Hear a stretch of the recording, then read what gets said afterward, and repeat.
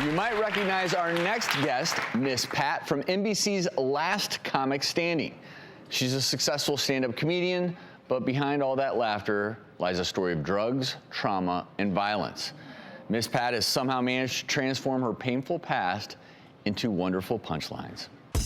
My name is Miss Pat, and I'm from Atlanta, Georgia.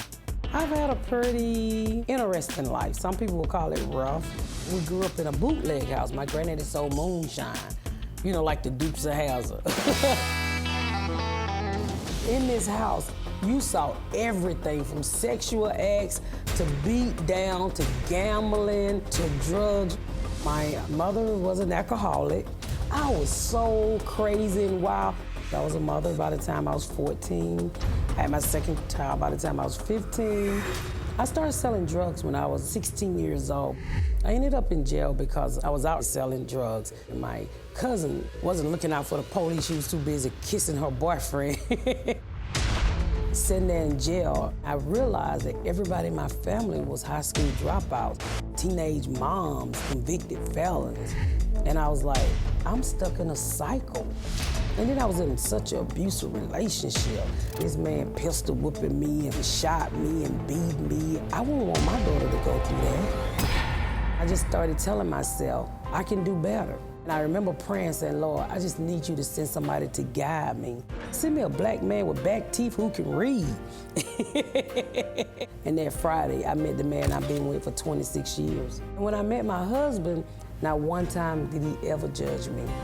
After I turned my life around, I met a caseworker, and I started telling her how I grew up in this bootleg house, and this lady literally bust out laughing. Girl, you got stories like Richard Pryor. This stuff is hilarious. I'm telling you, you should do comedy.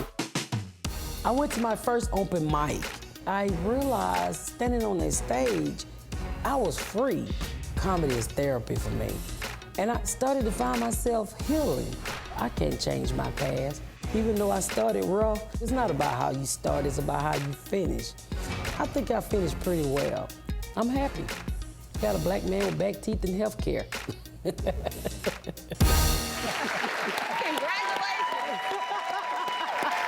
welcome comedian and the author of the NAACP-nominated book, Rabbit, Miss Pat. Welcome. Thank you. So good to have you.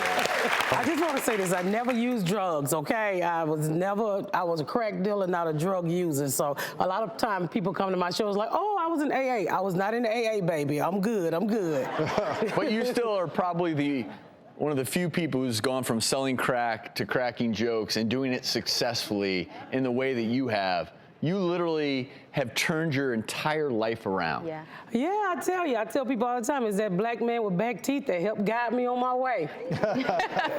Back teeth is important in a black man. I don't like that in every man, huh? Well, I've never dated the other side, so I'm just speaking for black men. Black men will spit on your weave, and you don't want that to happen. It's something you'll never understand, Dr. Travis, okay? We're trying. We're laughing because we really get it. Okay. They'll make your curl fall. That spit come out through the back and make your curl fall. That's less than ideal. We don't want your curls to fall. No, I don't want my curls to fall. But you went through a lot, and like Dr. Travis said, I commend you on turning your life around and breaking the cycle. 1 in 10 kids will be sexually abused before 18 years of age, and you didn't tell until last year. Like, as a child, I understand why you might think it's your fault, even though it's not. But then, like you, so many women or boys will grow up to be adults who still won't talk about it. Sometimes it's because, oh, that's family business. We don't talk about family business. Sometimes they still feel a sense of shame. Like, why did it take you so long to speak out? Honestly, I think because I thought nobody would listen. A lot of times you really, like, I tried once to tell my mom, and she kind of shushed us up. So it was just something that I wasn't gonna let that pain keep driving me. So I just hid it, and I just kept, pouncing it down in me. And I just figured nobody wanted to hear it. So when I wrote the book and I decided to tell, and my kids were like, now we know why we could never spend the night over anybody's house. You kind of crazy.